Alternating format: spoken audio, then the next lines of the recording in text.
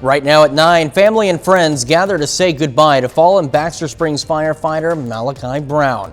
Plus, an update on the Cassidy rainwater case out of Dallas County.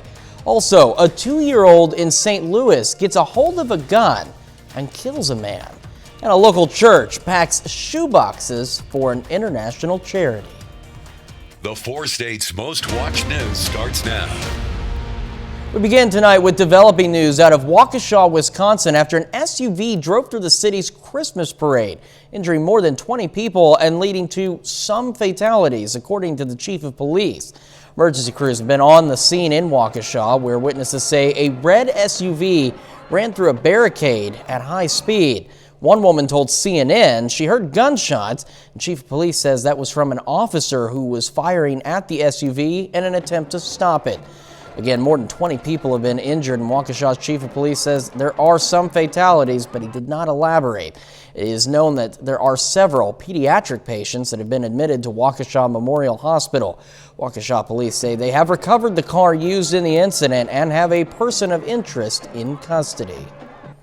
Friends, family, and fellow first responders from across the area came together today to pay final respects to Baxter Springs firefighter Lieutenant Malachi Brown. Lieutenant Brown passed away November 10th from injuries he sustained while working a house fire on October 15th. Full firefighter line of duty death honors were presented. Community members lined the procession route and placed flags along the side of the road. Brown leaves behind a wife and 3 children. He was 32 years old. One man is dead and another seriously injured following a crash just south of Joplin. The crash happened just after 2 this morning on Highway NN 3 miles south of Joplin. According to Missouri Highway Patrol, 25-year-old Carter Hickman of NEOSHO was driving on Highway NN when he was unable to make it around the curve. Hickman's car left the roadway and then struck a culvert and caught fire. Hickman and his passenger, 24-year-old Andrew Jacobs of St. Cloud, Florida, were taken by ambulance to local hospitals. Hickman was taken to the burn unit at Mercy in Springfield, where he later died from his injuries. Jacobs suffered serious injuries in the crash. One of 2 men charged with murdering Cassidy Rainwater will remain in jail until his trial. Judge denied bond for James Phelps during a hearing in Dallas County on Friday. This is the first time Phelps has appeared in person since he was first charged in mid-September. It was also the first time in court since receiving a new judge. Phelps was charged with first-degree murder and abandonment of a corpse on Wednesday of last week, but the court only briefly discussed those new charges. Instead, the defense requested the judge set a bond for Phelps so he could potentially be released from jail. The defense claims Phelps isn't a flight risk, having lived in this area most of his life. But the judge ultimately sided with the prosecution, who argued Phelps poses a danger to the community, especially Cassidy Rainwater's children. The judge said Phelps should remain in jail, saying no combination of money or conditions like house arrest would ensure he wouldn't flee or hurt someone else. Prosecuting attorney Jonathan Barker told the court Phelps' co-defendant, Timothy Norton, confessed that he and Phelps would search for potential victims online as well as at a nearby Walmart. Prosecuting attorney Barker also said his office isn't seeking the death penalty in this case right now, but they are still weighing all options. Phelps will be back in court here for another hearing on December 17th. Timothy Norton's next hearing is scheduled for next Tuesday. Police say a 2-year-old child accidentally shot his father in the back and killed him Saturday night in St. Louis. Now, the incident happened around 8:40, the 1400 block of Castle Lane. Authorities say the man was found unconscious and not breathing. Police later confirmed it as a homicide. Authorities say the 2-year-old was handling a rifle when it went off. Wasn't too bad today, but temps dropping off sharply. Nick Kelly joins us. Yeah, we did manage a mild day, Chris, even with a lot of cloud cover this morning and even some showers south and east of the I-44 corridor. Thankfully, that was just during the morning hours, but despite the cloud cover, we went from 50 this morning as advertised to actually a high of 60 degrees this afternoon. The measurable rainfall skirted away from Joplin, so officially the city stayed dry for this Sunday this time around. But the cloud cover we had this morning is well to the east of us now. We're just waiting to see if additional cloud cover can start to come on in from the north. But the main part of the storm system is well to the east of us now. And back to the west, at least immediately, no systems on the way in. So thankfully we're going to stay quiet for tonight, but that's allowing us to drop off quite a bit. Most of us are in the lower 40s now, but a couple of spots like Pittsburgh and Parsons trying to hold on to numbers around 45. But even with some cloud cover trying to sneak in overnight, it's going to be cold as lows drop back to 31. But partly sunny skies and a returning south breeze, especially in the afternoon, will send us back into the mid-50s for our Monday, Chris. We'll break down the rest of the week, including the Thanksgiving stretch here in a bit. All right, Nick, thank you. A local church comes together to gather items for children in need. Sweetwater Baptist Church in NEOSHO collected items for Operation Christmas Child. Now, Operation Christmas Child is an organization that collects essential items and even toys for children overseas that otherwise wouldn't have anything. The boxes collected are just shoe boxes for the most part, but the organization says that every box counts. For the NEOSHO Church, it's a great joy to pack those boxes, and this year they managed to pack quite a few. We started with just 50 boxes here a number of years ago, and now this year we've done 1,000. To me, that's just such a blessing because we have no business partners, we have no corporate sponsors. All of these boxes are filled full for the children from the church family, from the members here. They love the ministry. Marion says she's grateful for the support of the church members every year. And we take this time now to honor one of our many four-state heroes. Major Matthew Crystal, currently serving in the Army and took part in Operation Desert Storm. His hometown, Fort Scott. And we're proud to recognize Major Matthew Crystal, tonight's four-state hero. And of course, learn more about other heroes and nominate one of your own at any time. Just go over online at KOAMNewsNow.com. So ahead on the KOAM News at 10, AAA says more than 53 million Americans are expected to travel for the Thanksgiving holiday, causing health officials to keep a close eye on COVID cases. If your dental AAA says more than 53 million Americans are expected to travel for the Thanksgiving holiday. And with travel forecast to return to near pre-pandemic levels, health experts are keeping a watchful eye on rising COVID numbers in parts of the nation. CBS News correspondent Tom Hansen reports from New York. With Thanksgiving just days away, Americans are on the go this holiday season.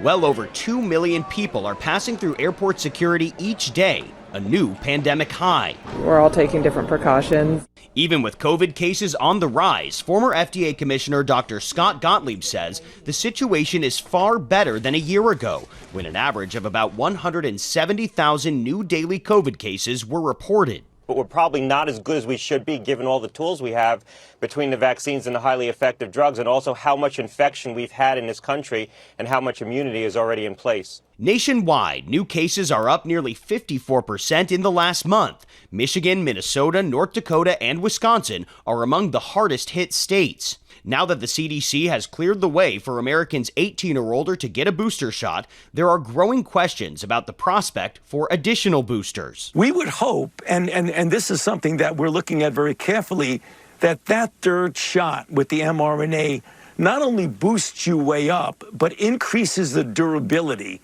so that you will not necessarily need it every 6 months or a year. We're hoping it pushes it out more. Meanwhile, Disney is reversing course on vaccine mandates for workers at Walt Disney World in Florida. The move comes after Governor Ron DeSantis signed legislation restricting workplace mandates. Tom Hansen, CBS News. TSA staff are facing a Monday deadline to meet the Biden administration's federal vaccine mandate. Later on the KOAM News at 10, we're going to take our weekly look at the weekend box office results. But first, we'll break down the cold night ahead of us, a quiet start to the week, then the midweek storm system. We'll break it all down next.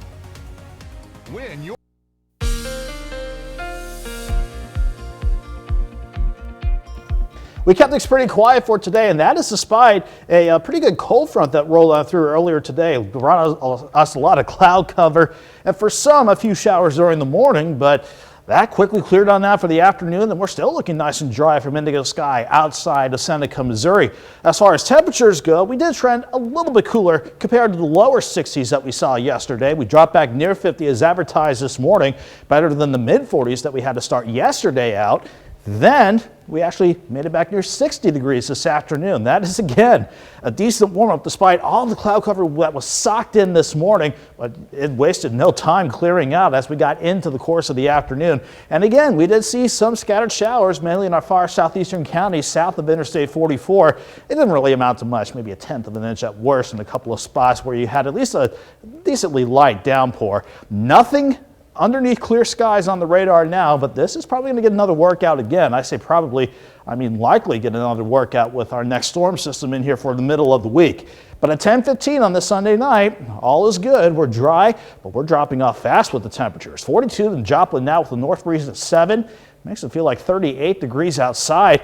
Everyone's mainly in the lower 40s now. When you factor in our northerly breeze, which is thankfully light at about 5 to 10 miles per hour, that northerly breeze continuing to bring in the colder air and making it feel like it's the mid to upper 30s across the entire region, not just in Joplin. So this is our weather for tonight. It's nice that we're dry and a lot of clear skies up top to start the overnight. But we're still dealing with the storm system in a way. The main front that rolled on through this morning, though, has a lot more moisture to work with now. That's why we're seeing a lot of rain from the deep south all the way up into New England. But a second quick cold front is marching through, so that will just make sure that we stay cold for tonight and to start Monday out. But you can see that next storm system in the northwest already trying to get going. But until this upper low gets out of the Gulf of Alaska, it will not be in a hurry to get here. So with not a lot of action off to the west immediately, that's our weather for the next few days. So we'll certainly take it. But in the northwest flow, the jet stream will up. Just going to try to bring some partly cloudy skies our way by the time we get the morning drive underway. Doesn't change the fact it's going to be a cold start to the morning with lows in the lower 30s. But once we get into the afternoon, that southerly breeze returns again, and that will warm us up nicely as we go throughout the course of the day. 31 in the morning, 50 by noon, afternoon highs right around 54. That northeast breeze we start the day with, again, turns more southwest. That southwest breeze keeps us in the upper 30s for overnight lows as we head into Tuesday morning, and looking good for Tuesday. Mostly sunny, highs back in the 60s.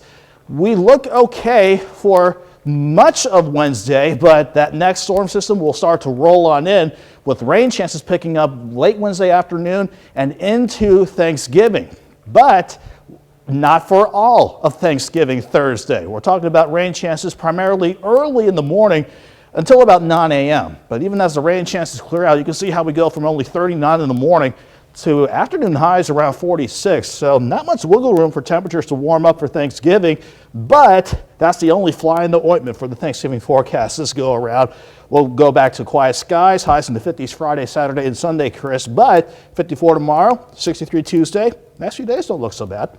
Doesn't look too bad at all. And like you said, just rain Thanksgiving Day in the morning, and then the rest of the day looks pretty good. Yeah, so if we have to deal with rain on the holiday, best to get it out early. Exactly. Nick, thank you so much. Turning to sports, Danny Terzer is here. Missouri Southern and Pittsburgh State both in action on Saturday. They're both still also looking to kind of get in their grooves this season. We'll hear from the head coaches coming up.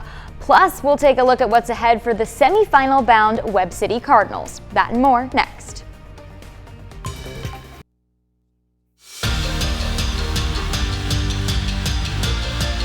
This is the Toyota Sunday Night Sports Feed. The Webb City Cardinals are one of 4 teams remaining in the Class 5 state tournament. The Cardinals punched their ticket to the semifinals with a 35-13 win over Lebanon. Webb City's 35 points is the most any team has put up against Lebanon this season, and it was a true team effort. 4 different Cardinals found the end zone in the game. We really developed some weapons at the receiver positions, and with our quarterback and our 2 backs, I mean, those guys have done it all season, and it's nice to have those options, guys to throw the ball to a little bit, and it's kind of come together for us a little bit here towards the end of the season. The Cardinals get a home game for the semifinals. Webb City hosts the defending state champions Jackson at 1 p.m. this coming Saturday.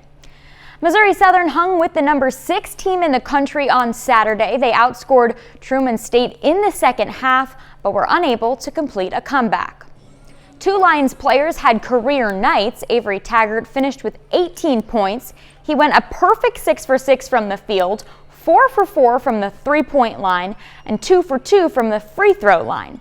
RJ Smith led Missouri Southern with 25 points. He also had 10 rebounds. Head coach Jeff Boschee says Smith has been stepping up just as he had hoped.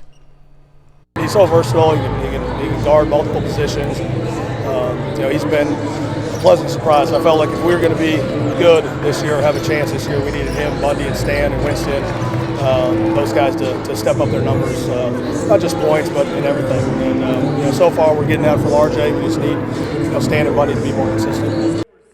Pittsburgh State is 4 games into the season and still looking for its first win.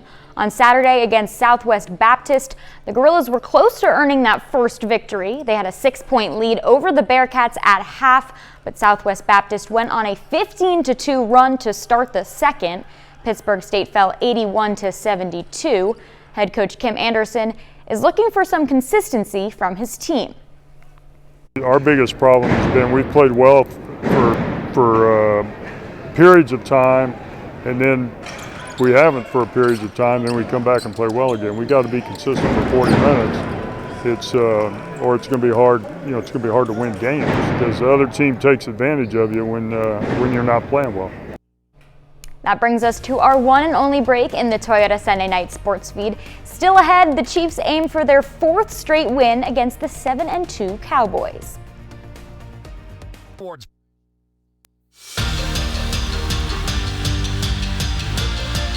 Welcome back to the Toyota Sunday Night Sports Feed. The Kansas City Chiefs are on the uptick, winning their past 3 games, including wins over the Packers and the Raiders. Another tough opponent today in the Dallas Cowboys. The Chiefs open up the scoring in this one. Travis Kelce takes the direct snap, goes up the middle for the score. Second quarter, Patrick Mahomes flips it to Clyde Edwards-Helaire. He gets in for the touchdown in his first game back. Cowboys looking to close the gap a bit before halftime. Dak Prescott fires towards the end zone. Javarius Ward won't have it, picks it off to keep the Chiefs' lead at 13 points at the break. The fourth quarter, this was the story of the game. What a turnaround for the KC defense this season. 5 sacks in the game. And then more from them here. This pass is going to get tipped into the hands of L'Jarius Sneed. That caps an awesome defensive performance for the Chiefs. They win at home 19-9. Defensively, what a game, what a game. I mean, that's the number 1 offense in the National Football League, and I just thought our defense brought it every snap. I'm proud of the guys for that. And Frank kind of started off with a strip sack, but 5 takeaways is great. 4 sacks by Chris Jones. I mean, I can't say enough. The Oklahoma Sooners suffered their first loss of the season last weekend against Baylor, but they still have a lot to play for, a potential conference title, and possibly still some playoff hopes. Oklahoma aims to bounce back against Iowa State. Sooners trailing by 7 here. Caleb Williams finds space, takes off down the sideline, 74 yards into the end zone. Longest play of the season for Oklahoma. That ties up the game. They get another big play right before halftime. Key Lawrence forces the fumble. The big D lineman Jalen Redmond there to pick it up, 42 yards to the house. Sooners lead 14-7 at the break. Fast forward to the 4th, Eric Gray extends the Oklahoma lead with a 7-yard touchdown run. Then last chance here for Iowa State, down by 7. Patrick Fields squashes the Cyclones' hopes. He comes up with a pick off the tip. The Sooners manage the win 28-21. The third down offense, I think, sort of thing that stands out. One of the biggest differences in our opportunity to separate and play more consistent and stay on the field for more than 53 plays. You got to do better than go 1 of 10 on third down. So, but in the end, man, it's win number 10. That's a darn good football team. And we all know we've been in a lot of battles against those guys, and that's a darn good football team that we just beat. Missouri hosting Florida on Saturday. This game gets really crazy in the 4th quarter. Here we go. Tigers down Connor Bazelak to Nico Hay. 41-yard hookup for the score. Tigers steal the lead. And then it's back to a tie. 46-yard field goal attempt here. It misses right. So to overtime they go. Missouri behind once more. Not a great position to be in at this point. But Tyler Beatty is the guy you want on your side. Beatty gets into the end zone. Missouri goes for 2. Bazelak under pressure, but he gets the pass off to Daniel Parker in the end zone. Missouri takes down Florida in overtime, 24-23. We're back right after this. Well, since you never know when you might run into a ghost, a new generation of Ghostbusters picked up their proton packs in theaters this weekend. How did they fare? Well, David Daniel has early box office estimates for the top 5 films. Dune took 5th place with $3.1 million as the sci-fi epic closed in on a domestic total of $100 million. King Richard, starring Will Smith, opened in 4th place with ticket sales of $5.7 million. Clifford the Big Red Dog landed in 3rd place, taking in $8.1 million. We came here 7,000 years ago to protect humans from the deviants. After 2 weekends on top, Eternals fell to 2nd, though $10.8 million put the superhero flick at $136 million domestic. There!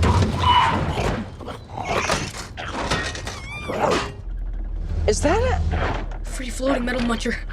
Ghostbusters Afterlife roared out of the gate with $44 million, capturing the crown in its debut weekend. In Hollywood, I'm David Daniel. I've heard that new Ghostbusters movie is pretty darn good. I need to see the original again, and I want to see the new one. That's how you got to do it. If you haven't seen the original in a while, you got to see that one again. Something fairly original, some good teams going on this weekend. We got to talk about the Chiefs. I think they're rolling now, 4 straight wins. They're headed into the bye, so hopefully they've kind of turned a page here now. Yeah, hopefully. That'd be good. I know there's a lot of Chiefs fans down here wanting that. Nick Kelly, turning the page temperature-wise. Yeah, just cold tonight, just flat out cold with lows around 30, 31 degrees. But we'll go to 54 tomorrow, a dry day, 63 Tuesday.